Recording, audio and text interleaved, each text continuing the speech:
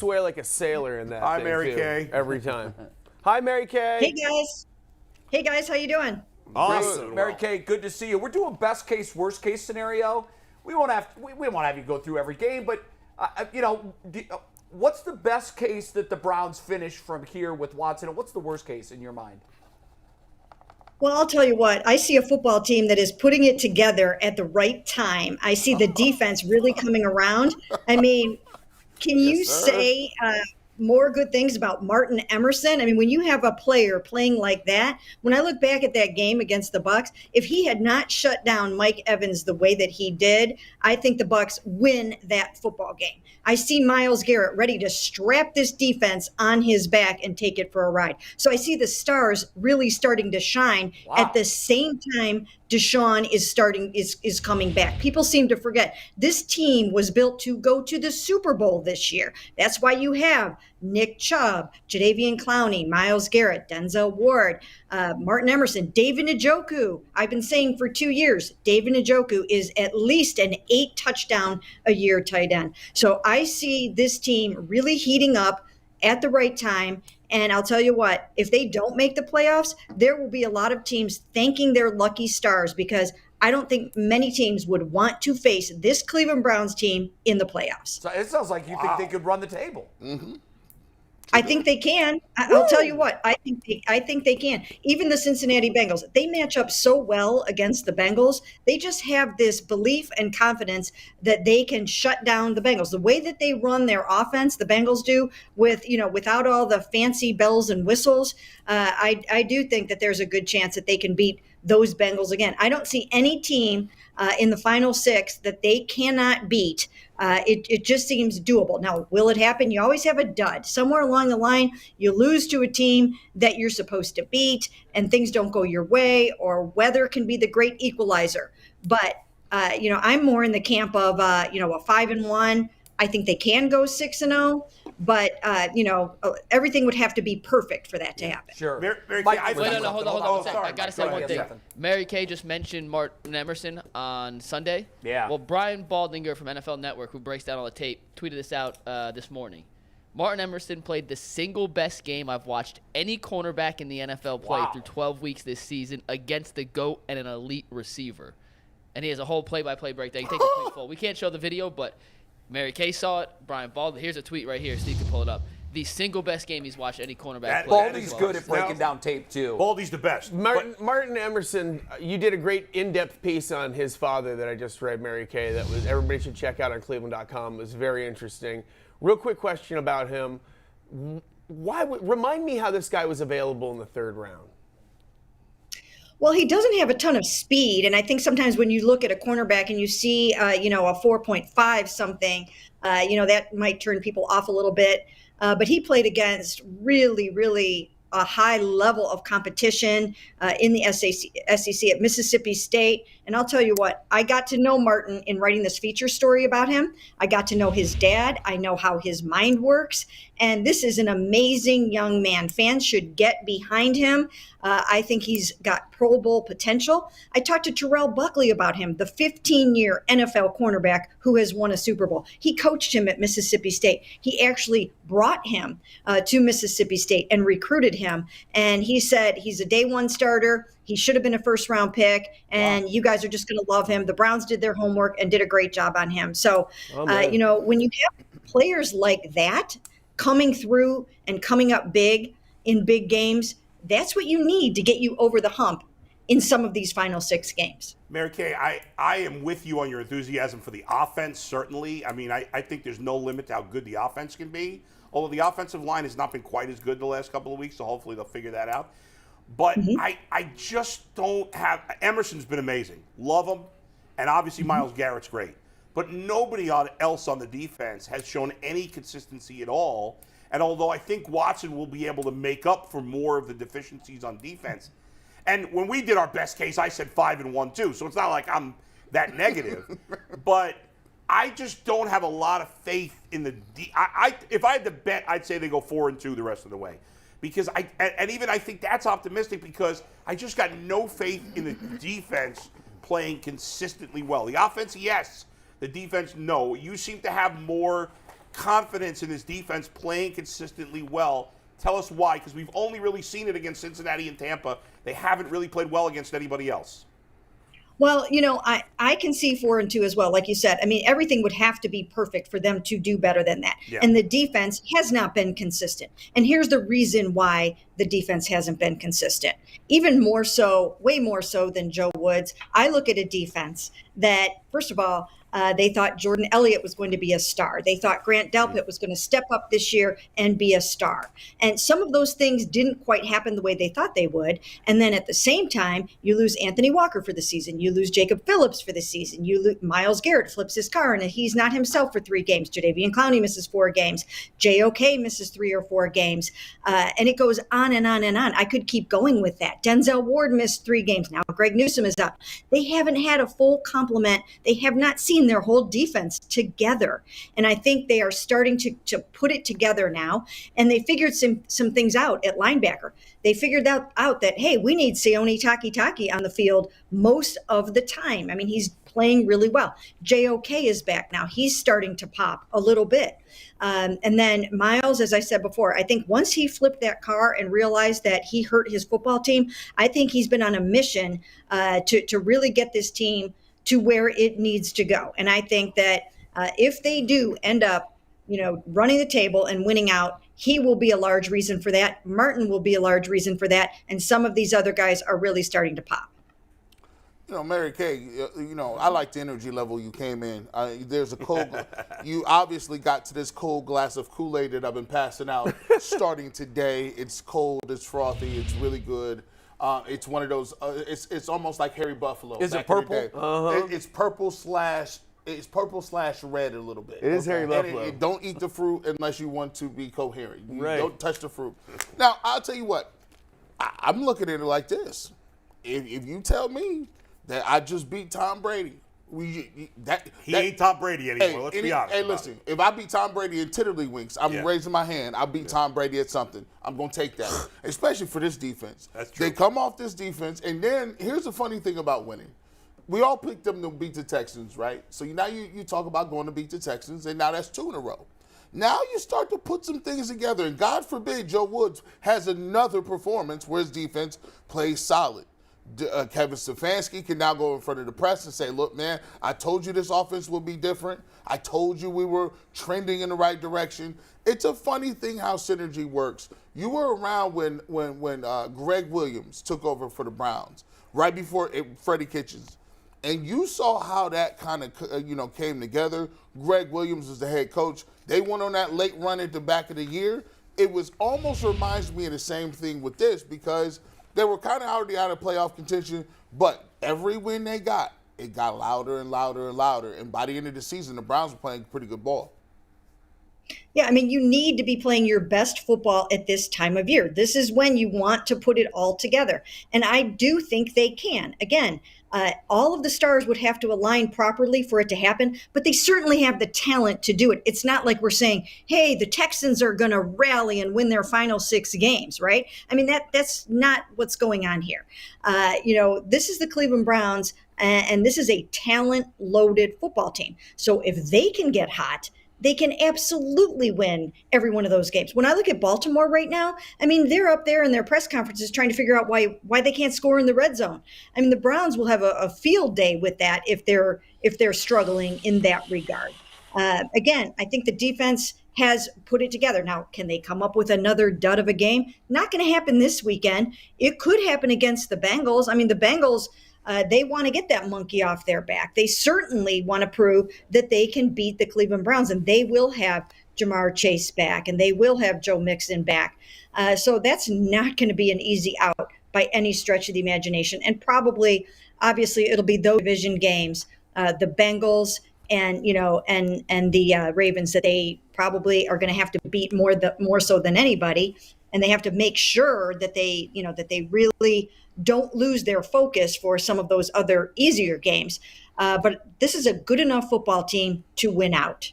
No question about it. I'm a little nervous that, and I agree with you, I believe this, but I'm a little nervous that we have all just flattened the road bump that could be the Houston Texans. There's really nobody here was even concerned about them. They've played some games this they're year the that worst were. team. I know they are, but you know how the Yeah. NFL is, Bull.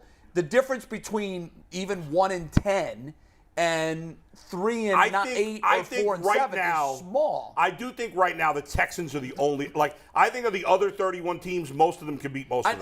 That's I what think the scares Texans me. are the That's one what scares exception. me is I that know. whenever But the Texans could still win this game. It's the NFL. it's Yes. possible. Yes, Of course. But no one here has even mentioned That's that because- They're just hey, so this could- bad. I do think I that think what we're I leaving think- off the table is how pissed they are, Yeah. and what I that just crowd don't. is going to be. I don't like. know that the players are going to be that pissed. I'm not No, convinced I'm of not- that. I'm The crowd will be. It's gonna be and we don't know hostile. how that's going to affect Watson. That's fair. I mean, I also he hasn't think, had to deal though, with it. I think that we are all considering that if somehow we lose this game, then this is an entirely different conversation. And so, like, all of this is kind of moot because we're in a totally different place as a football team than we thought we were at, and then we just have to start over and have a whole new discussion. Yeah, essentially. if they lose, It wouldn't be the first time we've done that, by the way. No, it wouldn't be. Ripped if up they, our plan. If they lose this, I'm calling off with RSV. What is that thing called? RSVP. RSVP, no, the respiratory virus. Yeah. By the I'm way, gone. 10 minutes ago, G said Stefanski's done great things with bad quarterbacks. If the Browns lose to the Texans, he's calling for Stefanski to be fired. True? No, I'll put it on Woods. Mary Kay, what do you think about the crowd in Houston? It's got to be kind of uninspiring for a fan base to come and watch a 1-9 team exclusively out of spite. Are we counting on that? Because that's really what they would be doing this for. It's people parking and driving there and paying for hot dogs and beer just to boo someone that they, rightfully or wrong, feel like they really want to give the business to. What do you think he has to look forward to? Well, again, when you have a 1-9-1 team, it really is hard to draw up a lot of enthusiasm for that, especially during the holiday season. People want to go out and get their shopping done and all that kind of stuff. So I don't know if they're going to be able to work themselves up into the kind of lather that everyone sort of expects. But there is a story out there today that Tony Busby is going to have a suite at this game and has invited a number of Deshaun's accusers to the game. So I think, that's going to be a story. There's going to be, there could be protests, there could be signs, and Deshaun is going to have to figure out a way to really, as Kevin Stefanski said yesterday, put those blinders on and try not to let any of this stuff get to him. That could be one thing that, that could have an impact on this football game. But, everybody's going to have to pull together and be very mentally tough to get through some of the stuff that they're going to have to deal with in the final 6 games. Mary Kay, let me ask you about that because I think this is. I'll ask you for your opinion before I give mine. Tony Busby inviting the alleged victims to the game. What do you make of that? Well, I'm not surprised because Tony Busby has really taken the opportunity all along at every single key point to make sure that the victims are heard, that they're seen, and he's used that and done that very, very strategically. The one thing that I find that people might have a little bit of a problem with is if you have settled with Deshaun, if you have settled your lawsuit, and you have a bunch of money that you have gotten from this situation, then, I think that it would be fair to at least question showing up in Tony Busby's suite under those circumstances. Why would they want to go? Right. Why would the women want to Well, go? to me, they're being used as props. Yeah, it's weird. More than think anything, does it hurt does it hurt the idea of them being traumatized? Yes. That concept, if Yes. you're just like, well, what, there's free nachos in the suite? Yeah, I'll go check that out. The thing for me is if Busby wanted to do something for these women, which, by the way, he's made a lot of money off of them. Yeah. If he truly wanted to do something for them, crazy. he would do it in a quiet, private manner. He would rent out a restaurant, have them bring their families and friends. Forget the media. My God, why does this have to be a media circus? And He's as a far as sleazebag. being We know heard, that. the cases, for the most part, have been settled. I guess there's still 2 pending cases. Yeah. But it just seems like such a dirtbag move to now ride the backs of these alleged victims as he's using them as props. and we're going to take the bait. There will be media that interview them that will breathe more life into this story. Yeah. It just feels really, really dirty. Busby's a to me. sleazebag. It actually reminds me of when Donald Trump invited victims of Bill Clinton to I remember to that. You're to a absolutely debate right. with Hillary Clinton. You're absolutely right. It's just Well, he couldn't fit all his victims in the building. it's just dirty. It's Hey, sleazy. that was well timed. I'll give you that, Bull. That was well timed. I don't know. I Yeah, just it's wish, sleazy. I know Busby's a this, sleazebag. this I is mean, going to he be. is. Hey, we talked yesterday about what we think will happen tomorrow during player availability. I can't imagine that the Browns don't make him available. I'm sure he will speak. The media is going to have a ton of questions, obviously, more than the Browns want him to answer. What do you think is a fair, if you're going to split the time, 100% of the time, split it, how much do you think is going to be devoted to this football game and him coming back, and what percentage do you think of the questions are going to be devoted to the issue? Well, of course, I think Deshaun is going to try to keep bringing it back to football. That's what he's going to want to do. He's not going to want to give a lot of details about, what he's been through, what the treatment has been like, what these last 11 weeks have been like. I think he's going to want to spin it forward and talk about football. I know that we will try to ask all the questions that we possibly can, having to do with the off the field issues. And now, of course, having to, have accusers in a suite at the game. I mean, you have to ask all of that stuff. There will also be time constraints on the interview, and there will also be question constraints. You can't get all your questions in. I mean, I'll be lucky to get one or two questions in, and we will be tripping over each other to shout out those questions and to interrupt each other. It's just, it's a very difficult situation.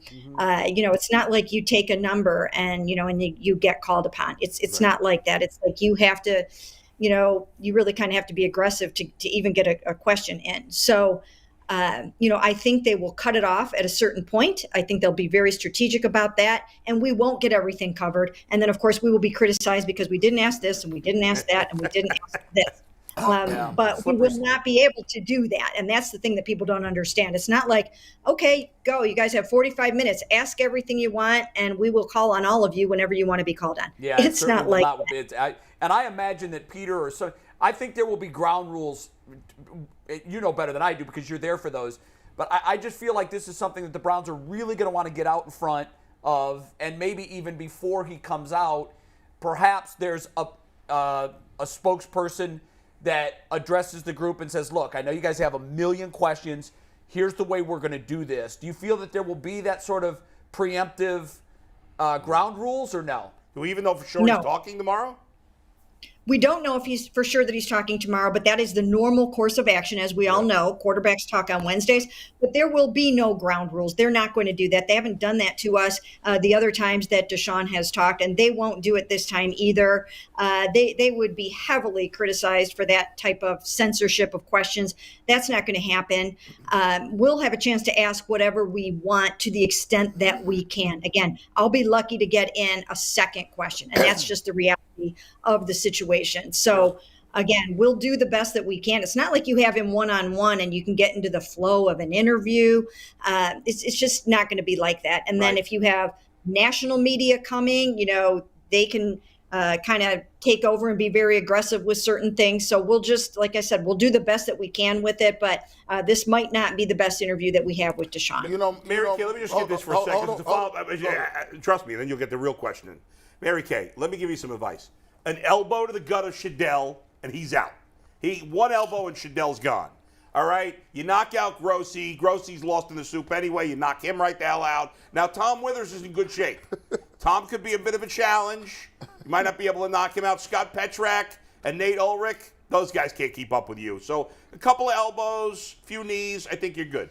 That's true. Good advice. You said you got to be aggressive. Good advice. Beat the crap out of your colleagues. See, We're not advocating violence. See, Mary Kay, me and Mike Polk know a thing or two about not getting questions off, right? That's true. 100%. You just got shut down hard, right? You got Heisman right there. Yeah, right. You got Heisman, and we talking about people's waiting. I need Mary Kay to kick somebody's ass for crying out loud. Please ask your question because I'm sure it's a good one. Go ahead. So, now here's the thing. We talked about this yesterday, and we kind of went around the horn, and we had differing opinions on what is the best plan of action for Deshaun Watson. He's been gone 11 weeks. Obviously, part of his program should be, what are we going to say to the media when you get in front of them? Because the last time y'all saw him, it did not go as well as we would have liked it to go. In this case, I think it would be the best plan of action to actually take as many questions as possible. I think half the reason that people, may not really want to hear what he has to say, or some of the people who are against him, is because he had to answer some of those questions very well from the local or national media. Don't you think it would help his case if he does come out and it seems like, hey, it might be a little rehearsed, but he was calm, he had poise, he answered all our questions, and at least he was coherent in his messaging when he came back? Because I think, and Jay said it, if he just shuts it out and says we're not going to talk about that, you guys are going to have follow-up after follow-up after follow-up because you haven't gotten your questions out. What are just your thoughts on the whole overall situation? I think he needs to strike the balance between, talking about what he's been through to the extent that he can. And of course, some of it falls under HIPAA laws with the treatment program that he has gone through and all of that. I think he should answer some of the questions about what he has learned and how he has grown during this time and potentially how he has changed. I think he has to be careful of hitting that angle too hard again, that I stand on my innocence, I stand on my innocence. That's where he ran into trouble last time. He needs to kind of give a little bit on the fact that he had to learn some things in this 11 games. I think that would help him a lot just in the court of public opinion to show that he views things differently now. And that he's not coming out of this the same person that he was going into this. I think that would help. But if I were him, I would also, I would try to bring it back to football as much as I can. And I don't think, of course, it would be perfect for us if they would just let it go on and on and on and on. But I just think from a team standpoint and a Deshaun standpoint, they should make it as normal as possible. That's not what you would do on a Wednesday with a quarterback. You're not going to let them talk for a half an hour. They talk for about 15, 20 minutes. And I think that's about what they should give this in this first interview. Or he does stand the risk of getting himself into some verbal trouble.